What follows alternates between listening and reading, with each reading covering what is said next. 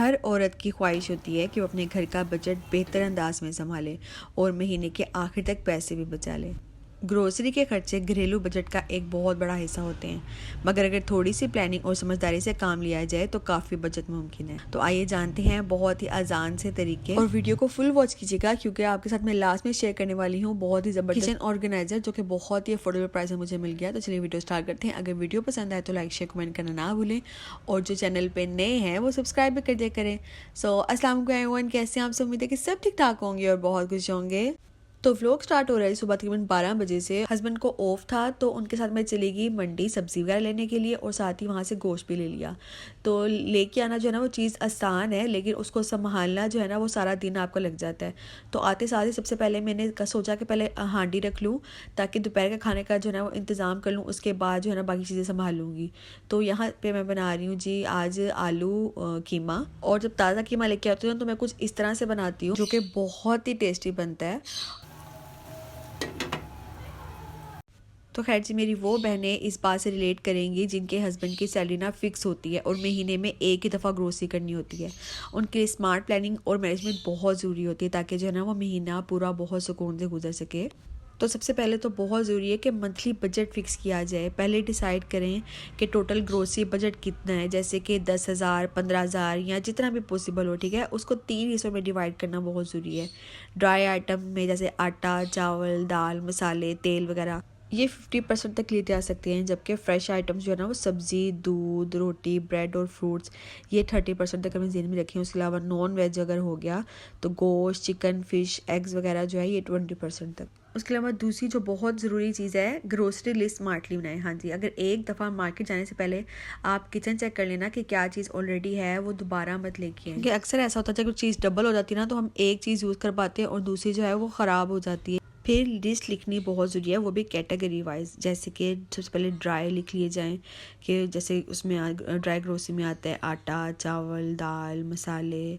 हमारा सबसे ज़्यादा महंगी चीज़ उसमें होती है ऑयल, फिर नमक, चीनी, पत्ती वगैरह।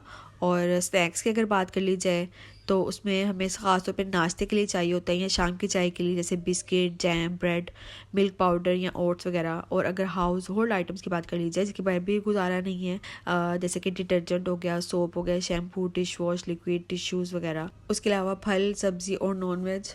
तो इस तरह से अगर लिस्ट बनाई जाए और जो ज़रूरी चीज़ें हैं बस वो ही लाई जाएँ तो बहुत बचत हो जाती है।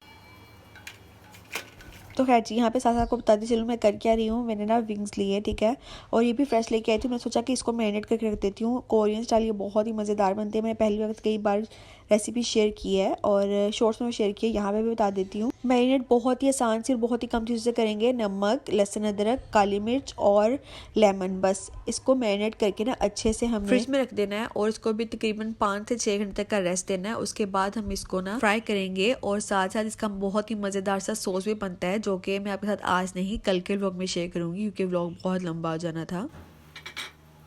Back to the topic. अच्छा जी, हमारे 2 स्टेप तो कंप्लीट हो गए। एक ये हुआ, सबसे पहले हमने बजट फिक्स कर लिया, उसके बाद हमने लिस्ट बना ली, उसके बाद हमने ग्रोसरी कर ली। फिर आता है जी हमारा मेन पॉइंट, स्टोरेज और संभालने का सिस्टम क्या होना चाहिए। अच्छा, हर किसी का ना तरीका अलग होता है ग्रोसरी संभालने का।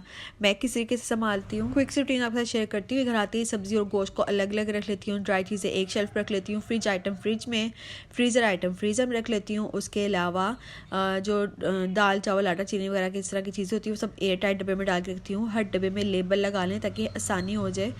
तो यहाँ भी निशानी कोई ना कोई होती है। फिर मसाले, मिर्ची, हल्दी, ज़ीरा वगैरह जो है किसी ग्लास जार में डालती हूँ, किसी ठंडी जगह पे रखती हूँ। और वो मसाला या वो ऐसी दाल बहुत देर से यूज़ नहीं हुई, जैसे कि हफ्ता 10 दिन से, तो उसको एक बार चेक कर लेती हूँ कहीं उसमें कोई चींटी या कोई कीड़ा वगैरह तो नहीं लग गया। क्योंकि अक्सर ऐसा होता है कि अगर हम कोई इस तरह की दाल वगैरह लेके आते हैं ना, या तो पहले से खाई हो 10 या कोई गलती से कीड़ा भी लगा हो या घर आने के बाद लग गया हो, तो जब एक चीज़ को लगता है ना तो वो हर चीज़ में फैल जाता है और इतनी जल्दी से वो कीड़ा फैलता है कि समझ ही नहीं आती है। ये खास तौर पे जब वाइट चने लेके आते हो, आप लोगों ने गौर किया होगा, वाइट चने में तो इतनी जल्दी ये कीड़ा लगता है ना, तो मैं इसी तरह करती हूँ कि वाइट चना ज़्यादा देर में रखती नहीं हूँ घर में, मतलब कि इस तरह से नहीं रखती हूँ, उसको मैं अच्छे से ना भिगो के फिर बॉईल करके तो फ्रीज़ कर देती हूँ। इन चीज़ों के साथ साथ हमें जो है ना वो अपने रिज़्क को भी बचाना है, रिज़्क को ज़ाया होने से बचाना है। जी हाँ, हमें पता है कि हमारे हस्बैंड, हमारे बाप, हमारे भाई किस तरह से कमा के घर में लाते हैं, और साथ ही साथ जो है वो रिज़्क अगर ज़ाया हो तो घर से बरकत भी ख़त्म होने लग जाती है। जी हाँ, सिर्फ पैसे ज़ाया नहीं होते, बरकत भी जारी होती है। इसीलिए बहुत ज़रूरी है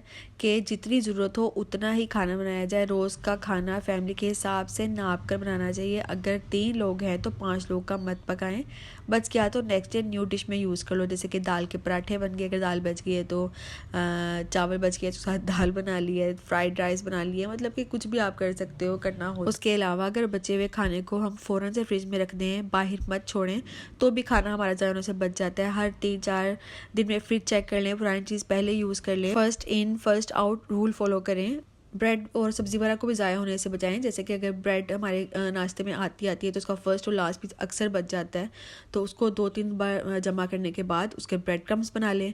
और हरी सब्जियां अगर ड्राई हो रही हो तो मिक्स सब्ज़ी बना लें, सब सब्जियां इकट्ठी करके, और उसके अलावा ज़रूरतमंद को दे दें। अगर लगता है कि चीज़ यूज़ नहीं होगी तो नेबर, मेड या गरीब को दे दो। ज़ाया करने से बेहतर है कि किसी की ज़रूरत पूरी हो जाए।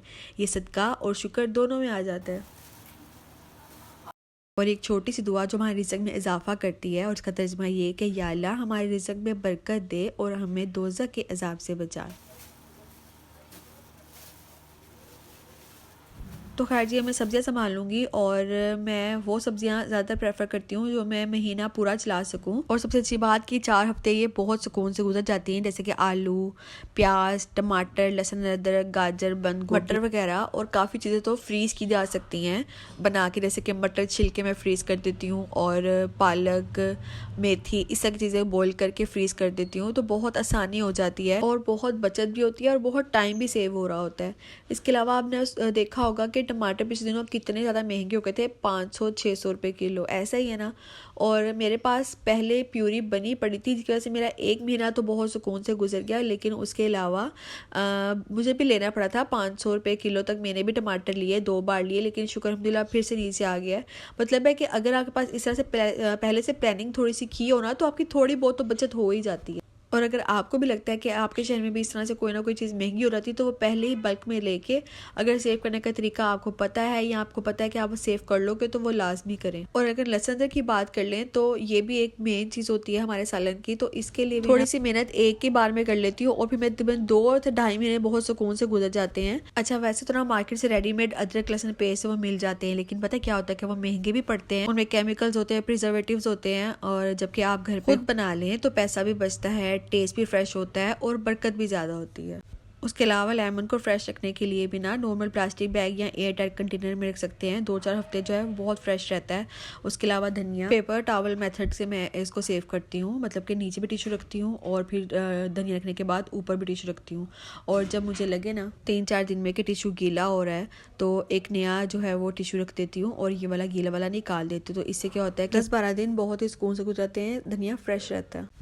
तो खैर जी, देखिए हमारा मज़ेदार सा आलू कीमा बन के तैयार हो गया। अब साथ ही रोटी बना लूँगी, खाना खाएंगे और थोड़ी देर रेस्ट करूँगी। उसके बाद दोबारा से मैं किचन में आके यहाँ मुझे रिसीव हो गया था मेरा पार्सल, और मैंने आपके साथ लास्ट व्लॉग में शेयर किया था कि मैं आपके साथ एक रैक शेयर करूँगी जो कि मैं ऑर्गेनाइज़ करने के लिए मंगवाया है अपने मसाला रैक वगैरह के लिए। तो चलें जी, इसको पहले असेंबल कर लेते हैं। असेंबल करने में मुझे थोड़ी सी मुश्किल हो रही थी, पहले समझ नहीं आई थी कि ये पार्ट कहाँ लगेगा और ये फ़िक्स क्यों नहीं हो रहा, लेकिन थोड़ी देर कोशिश करने के बाद मैंने इसको फिक्स कर लिया।